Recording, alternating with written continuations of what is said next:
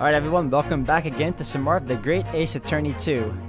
I believe we may have maybe 1 or 2 more videos left before the end, but let me assure you that this trial, y'all will enjoy. I can guarantee it, because it has been a blast playing through this game and enjoying this final half of it, if anything else. So with that said guys, I'll let you see it through. Let's get on with it.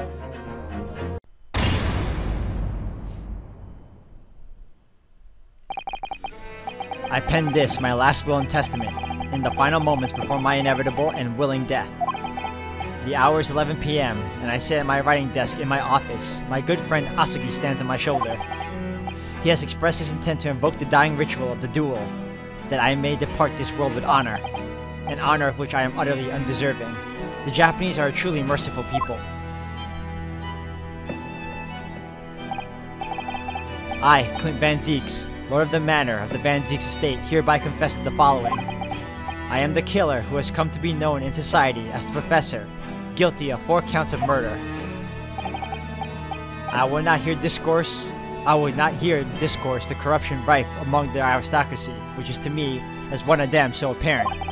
However, 6 months ago, I took the life of a member of the House of the Lords at the heart of the depravity. A demon who habitually sacrificed the common man to further his own interest, abusing his position of power. The law is impotent against such vile avarice. Only a fellow demon can rid society of this menace.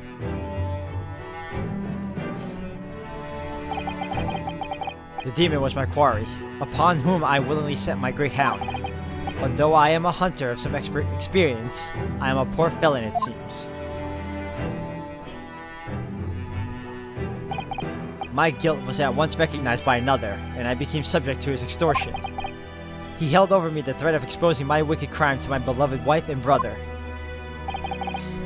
Under that threat, I have done this man's bidding for months now, killing those he demanded I kill. As I watched my former mentor perish before my eyes in the jaws of the hound I commanded, I realized I had lost the last shred of decency within me, and sunk to the level of a wild beast. There is no path back to the light, be it I or my dear friend Asugi who dies this night. I am eternally damned. To my extortioner, Miles Strongheart, may you feel the jaws of the beast at your throat every time you swallow. Ah!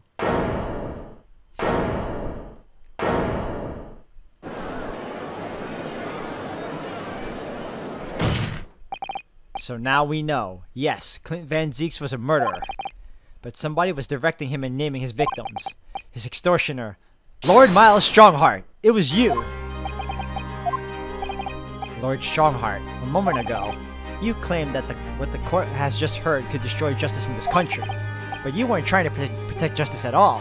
All you were trying to do was conceal the secret of your true nature and the countless lives you sacrificed up till now. It just didn't make sense to me that the third victim, the former Lord Chief Justice, was my brother's benefactor and a man of lofty principles. As I said, Klint had no possible reason to kill the man. But you did, didn't you, Lord Strongheart? To eliminate the man who stood between you and the office you'd set your sights on. So you used your own hunting dog, Lord Klint Van Zieks, to take him down. It had to be done. London's unsavory shadows are deep, and the arm of the law fails to reach their depths. Crime must be cut off at the roots, but the Lord Chief Justice at the time couldn't see that. He was weak. Lofty principles, you say? Tantamount to cowardice if you ask me. Which is why I took his place, in order to fight the crime he was allowing to spread like wildfire. By murdering the man? The Reaper, the Professor, the name makes no difference.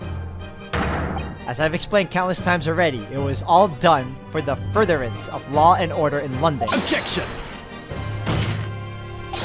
Are you going to legitimize the murder of my father now too? Ah, Genshin Asugi. Well, that was unfortunate.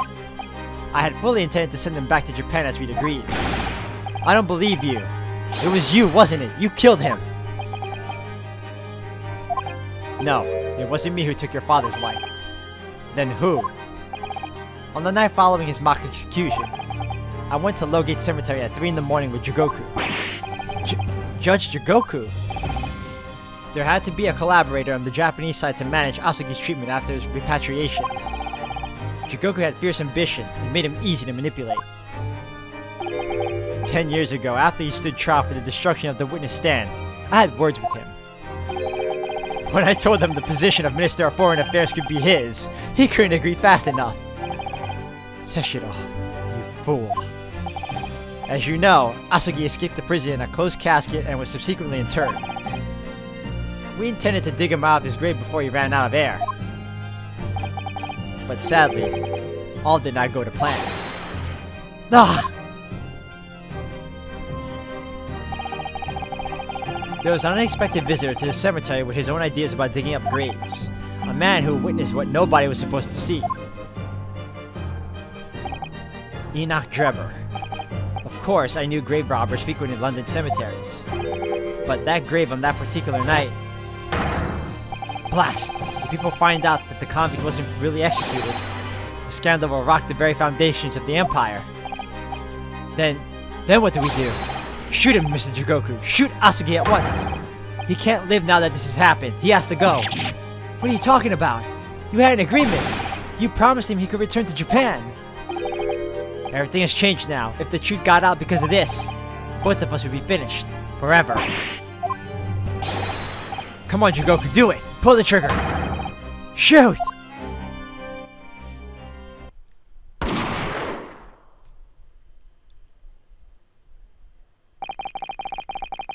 Jigoku shot Asugi from the shadows. The grave robber was so close the blood sprayed over his coat. He fled as fast as his legs would carry him. Then Jigoku and I put Asugi's body back in the grave from which he just emerged. When I later learned of the waxwork modeler's presence at the scene as well, I made her swear to two things. Never to remove the professor's mask, and never to speak of the events of that night. And with that, the secret was buried along with Asugi's corpse. So, now you know what really happened in Lowgate Cemetery that night.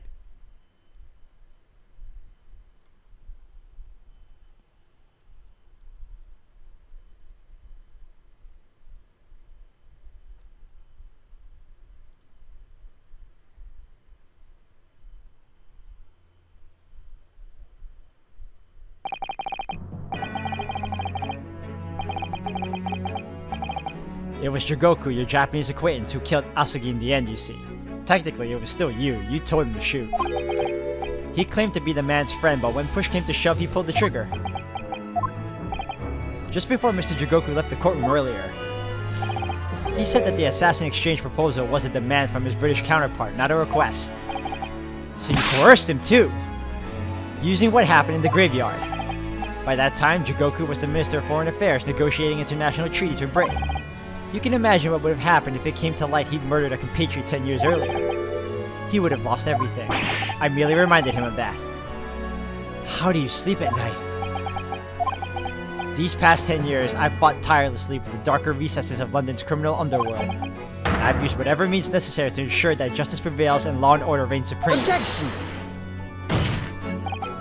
That couldn't be further from the truth. The fact is, you haven't fought crime at all. How dare you! I saved Klint Van Zieks from dishonor in his death. Objection! Whilst behind the scenes, you systematically buried anyone who stood in your way. And then, you made my father take the blame. It was unavoidable. It was the only way to protect our justice system and public order. Let's not forget the others you had killed as well. Setting the defendant up as the Reaper to cover up the truth behind the murders of countless more. That's... enough! Do you have any idea of the conniving that led to the acquittals of those wretched criminals? We have to fight fire with fire. Our courts can't function without a Reaper. Can't you see all I've done for this country? This has been my struggle. Objection! You've done nothing. It's Lord Van Zieks here who worked tirelessly and justly in court whilst enduring the disgrace of the Reaper's name. And Inspector Gregson fraught with anguish for having sullied his hands to a desire to do the right thing. Not to mention Genshin Asugi, who risked his life going in pursuit of the truth you tried to hide. No, the darker recesses of London's underworld were largely filled by you. You little. When will you get it through your thick skulls? That it was all for Queen and country? I'm tiring of that excuse. You've consistently twisted the truth for bargaining power to make others do your bidding. Nothing more. People who willingly twist the truth and coerce others have no right to call themselves part of the judiciary. I strongly suggest you don't ever talk of justice again. Gah. Gah. Gah!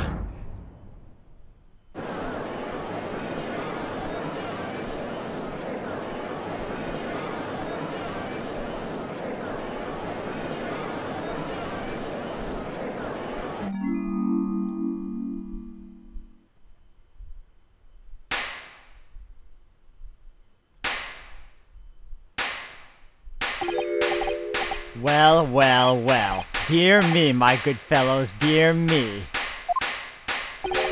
A well-deserved round of applause, I think, for a quite marvelous performance. What are you talking about? Those delightfully grave expressions, that beautifully pronounced Queen's English. Really, our friends from the Far East are quite the picture of industriousness. Fraud, keep your mockery. Please, don't misunderstand. It really is exactly as you both said. What are you trying to say? I have occupied the darker recesses of London's underworld and, how did you put it, done nothing? I confess it's a little embarrassing to have it pointed out quite so starkly, but yes, I really have done nothing, which means I can be indicted for nothing, no? What? It's true. Personally, I have committed no crime. I've merely been surrounded by fools who've acted very rashly indeed. Objection! You can't get away with that! You've consistently preyed on people's weaknesses! And what? Threatened them? Are you sure it wasn't just bargaining?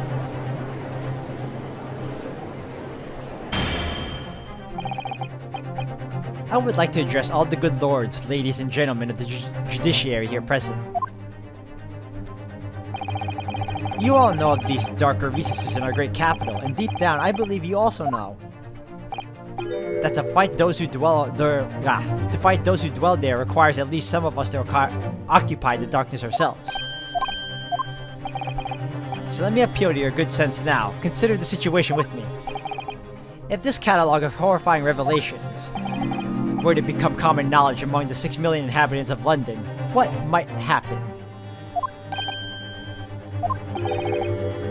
To learn that the infamous murder of royals and nobles was a respected member of aristocracy himself, that evidence was fabricated in the scapegoat's trial amid secret negotiations and prosecutors to effect a jailbreak, that the Reapers of the Bailey was an organized group of assassins managed by a Scotland Yard inspector, and finally, that it was all masterminded by the Lord Chief Justice himself. If the general public of Britain knew the truth, all the faith in the police and the prosecutor's office would be completely lost, without a doubt. Public order in the capital would completely break down. We'd be cast back to the lawless days of the last century. Precisely as it was 100 years ago when 1 in 10 of the population were criminals. Think what we've accomplished since then, a public policing force, a comprehensive set of laws. And if we want to continue to protect this new era of law and order, I say again, we must at times occupy the darkness ourselves. We have successfully identified and apprehended the man responsible for taking Inspector Grigson's life. That is all that was expected of this trial. All these other matters that have been discussed will be eliminated from the minutes of these proceedings, in the interest of preserving law and order, and to protect Her Majesty the Queen, of course. Well, my lords, ladies and gentlemen, what say you?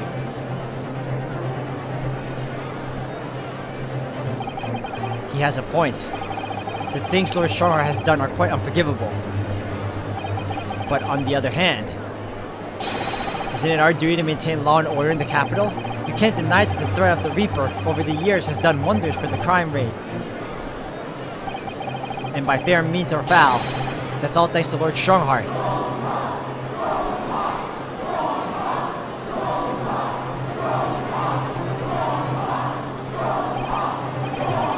Are you hearing this?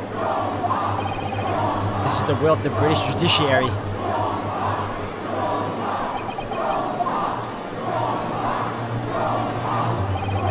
For your rousing response, friends, I express my heartfelt gratitude. Therefore, in accordance with the overwhelming wishes of the court, the record shall be erased. You have to respect the man's ability to turn a situation to his favor. Lord Strongheart really is a master of manipulation. You've conclusively proven his guilt, yet still he managed to evade justice. I just don't know what we can do. Ryunosuke! It looks like the trial really is going to come to an end now. I'm almost out of options, I think. There's really only one path left open to me. Oh man. Raise an objection, use evidence, wait and see.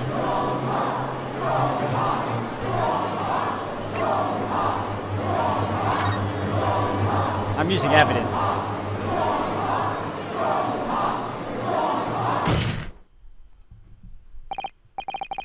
Yes, as I know only too well.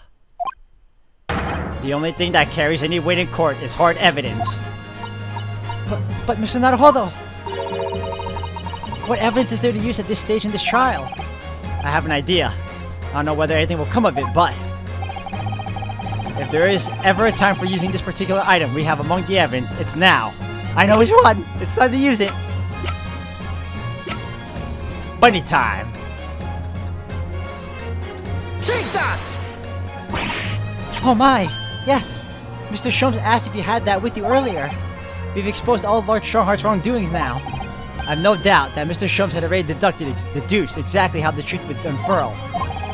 So I think it must be time for the great detective to take center stage, don't you? Yes, absolutely. Let's take the hair by the ears then, and heave! Alright, here goes. Heave! Ow, ow, ow! My dear fellows, must I remind you every time, a gentle tug will suffice. Mr. Sholmes, you're looking in quite the wrong direction, Mr. Naruhodo, because I'm over here. Ah! Mr. Naruhodo, he's... It's Mr. Sholmes! A hologram? Really? I wasn't expecting you back, Sholmes. Delighted to be here again, Lord Strongheart. What? What's the meaning of this? Bailiff, seize him! Put that man in irons! This is a closed court. You've been warned once already, man. What the? We can't get hold of him, my lord. We just go right through him. What? I'm afraid your efforts are wasted, you see. The great detective you see before you is composed entirely of light and shadow, an image, if you will. Mr. Naruhodo, I must congratulate you on your fine deductions. Mr. Sholmes, what on earth is... Are you familiar, I wonder, with the invention known as the telephone? Well, yes. I hear that some public telephones have been installed recently in Tokyo. The sound of the speaker's voice is converted to an electrical signal and transmitted instantly to another place. Quite, sounds are transmitted, so could not images keep them company, I mused? Iris and I did some modest experimentation to develop such a device specifically for this very day. Modest experimentation? Mr. Sholmes, what a modest description! And somewhat incidentally, I thought we might just as well transmit an entire scene. Somewhat incidentally, Mr. Sholmes. Now you're just being immodest. Do you mean to say you're not actually here, Sholmes? Ah, I knew my trusty partner would have no trouble grasping the concept. Except he's grasping the stand to steady himself after your shock arrival. Poor father. I would have hoped he might have been forewarned being the great detective's great partner. Leave my courtroom at once! Get out, or I swear to you! Dear me, you on the other hand, Lord Strongheart, appear to have a very poor grasp of the situation. Allow me to reiterate, I am not here, which would, I hope, lead naturally to one asking, where exactly are you? The very question I was awaiting. I am at present enjoying the air in a rather splendid garden. A garden? Not just any garden, you understand. A garden at Buckingham Palace. What? You can't be! Buckingham Palace! What's Buckingham Palace, Mrs. Sato? I've never heard of it. Do you ever read the news, Mr. Naruhodo? Mr. Sholmes? Is Iris with you there? Ah, well now. Iris is currently enjoying some tea. But Her Majesty... Her Majesty? Not just any Her Majesty, you understand. Her Majesty the Queen of the British Empire. What? What? What on earth is all this about?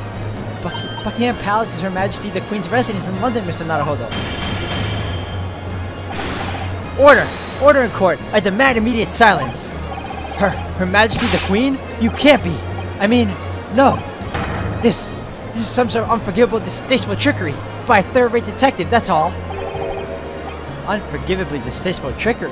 What an apt description. A close court session attended by elite members of the judiciary is a rare event. I presumed that Her Majesty would be more than a little curious about the proceedings, so I decided to show her. Everything, from start to finish. Huh? You showed her? Indeed. By dint of Erlach Sholmes' remote cinematograph. You meddling! This is some kind of nightmare. Just as I appear to be standing before you, regaling you with talk of my latest invention, no doubt you inferred that the reverse is also true. You don't mean... Her Majesty has seen and heard every moment of the proceedings. I assumed there would be no objection after all. Every trial in this country is conducted under the auspices of Her Majesty, as you know. You! I confess I am quite impatient to hear Her Majesty's opinion.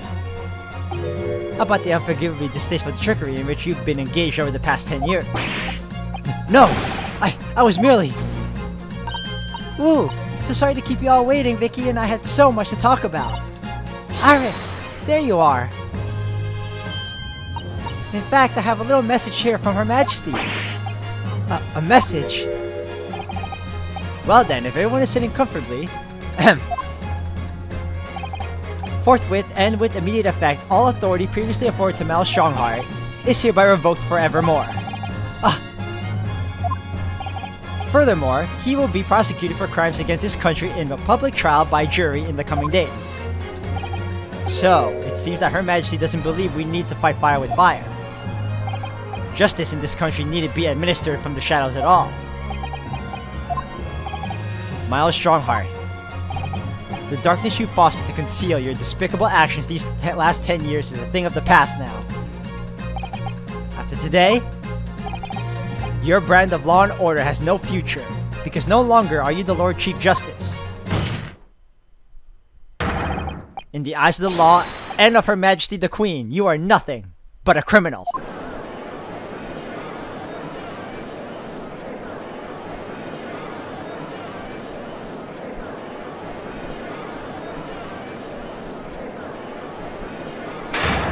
Adjourned! Adjourned! Adjourned! Adjourned! Adjourned! Court is adjourned!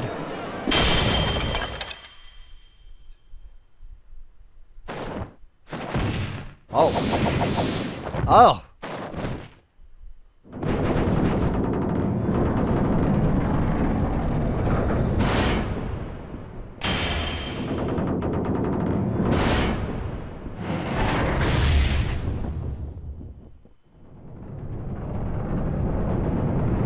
Oh boy.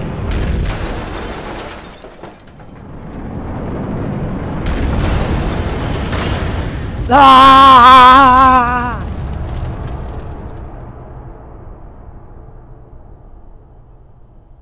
That was incredibly dramatic, by the way.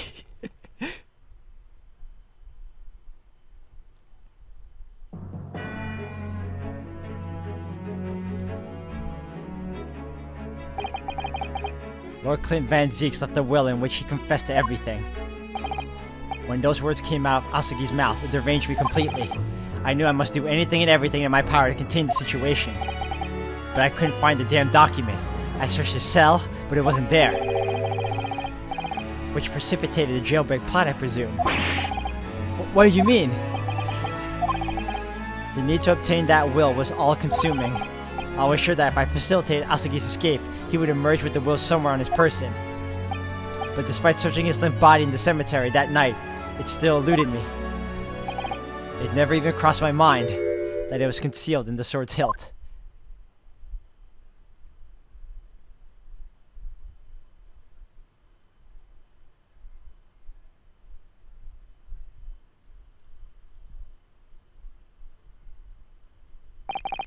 What pains me now is that my brother left this world without a word to me. I'm sorry, Lord Van Zieks. In point of fact, I think perhaps that isn't the case. Sorry? How can that be? There's more to his last will and testament. What?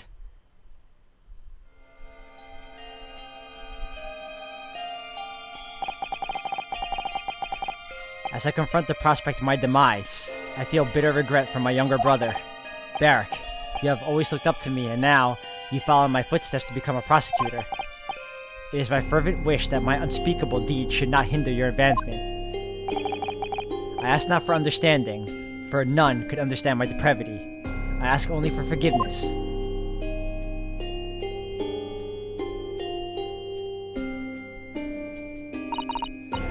Asugi is a fine detective and a hunter worthy of respect. He has agreed to honor my final two wishes. The first is that this document survives. The second, I cannot commit to paper. I have confessed my sins to my wife. May she find a resolution in my death. With my eternal gratitude to my Japanese friend, I rest my quill. Klint Van Zieks. Klint.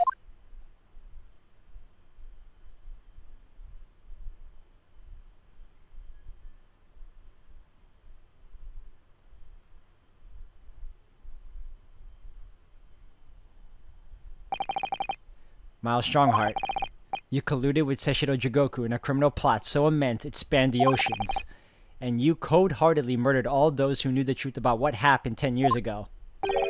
But why did you set about that now, a whole decade later? To ascend to the very peak. These last 10 years made me realize being the Lord Chief Justice wasn't enough. Short of becoming Her Majesty's Attorney General, I could have no real power to affect the changes needed in this country. And for that promotion, I needed to ensure no remnants of the past remained. How could you? I like everything to run smoothly, in an exact manner that I prescribe, like a well-oiled machine. And I was just a step away. And for your ambition to succeed, did you even bother to count the number of brilliant people you had killed? Ah, Mr. Reaper, are you not forgetting something? Such as? You very much adopted your usual prosecutor-like demeanor in the proceedings now. But the reality of the situation is that you are the defendant in this trial. However, the presiding judge would appear to have fallen from the bench, as it were. May I suggest, therefore, that we entrust the final adjudication to an old friend? I miss this guy. I'm glad he's back. My lord! As a member of the judiciary, I have been following the proceedings from the gallery.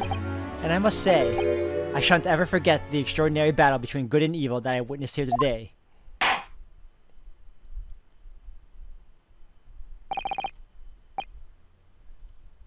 The darkness that has blighted justice in our land these past 10 years has at last been dispelled, thanks in no small part to the efforts of a bright young star from the east. Defense Counsel Naruhodo. Yes, my lord. On behalf of everyone here present in the Old Bailey, I give you my heartfelt thanks. You're too kind, my lord. The first time I faced you in court just under a year ago now, I had the faintest of intimations that if a British justice so warped and twisted over its long history was finally to know change, this might just be the man to do it. What? But at the time, I wouldn't allow myself to acknowledge the possibility. I couldn't overcome my hatred of the Japanese after the circumstances of my brother's death. Mr. Naruhodo, allow me to apologize for countless discourtesies on my part. You are a lawyer of boundless talent. Oh, Lord Van Zieks. When I first arrived in Great Britain, I was literally a nobody, certainly not a lawyer. The truth is, my fortunes have entirely been made by the miraculous people I've met. My best friend, Kazuma Asugi, who led me here to Britain in the first place. My loyal and ever-patient judicial assistant, Mrs. Sato, who helped me study to become a lawyer. The brilliant Lord Van Zieks, who never failed to challenge his Nipponese rival. And not to mention, the exceptional master of logic and reasoning who showed me the true art of deduction, Mr. Sholmes. Saving the best for last, Mr. Naruhodo? Ooh, what a relief. I'm well aware that without all these people's help and support, I wouldn't be where I am today. The truth is a guiding light that always leads to happiness. I've lived by that principle for a long time now, but actually, it's not true. The truth can also cause great pain, sometimes even leave people on the brink of despair. And for that reason, there are those who feel the need to hide the truth, who do it instinctively even. But as soon as we allow our eyes to settle on something other than the truth, the darkness takes hold. And from there it grows, until eventually, it makes us blind to the guiding light of the truth altogether. So that's why it's my belief that we must all resolve never to avert our eyes from what is just and true.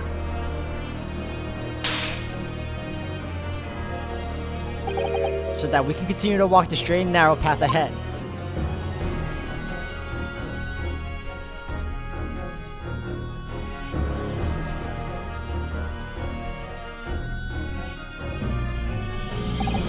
Well, I must excuse myself now.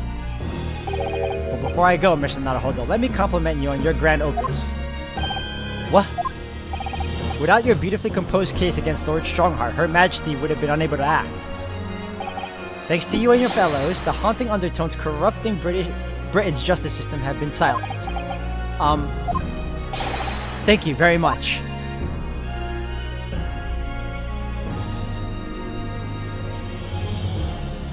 So, until our paths cross again somewhere. Well then, it would appear that this long trial has finally come to an end. My apologies for any anxiety caused, my lord. I'm quite sure we shall meet again here in the courtroom before long, Prosecutor Baron Van Zieks. In conclusion of these proceedings, I hereby declare the defendant Baron Van Zieks not guilty.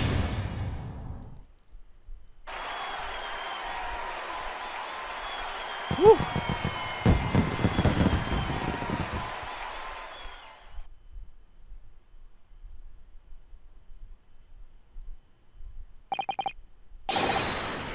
That is all. Court is adjourned.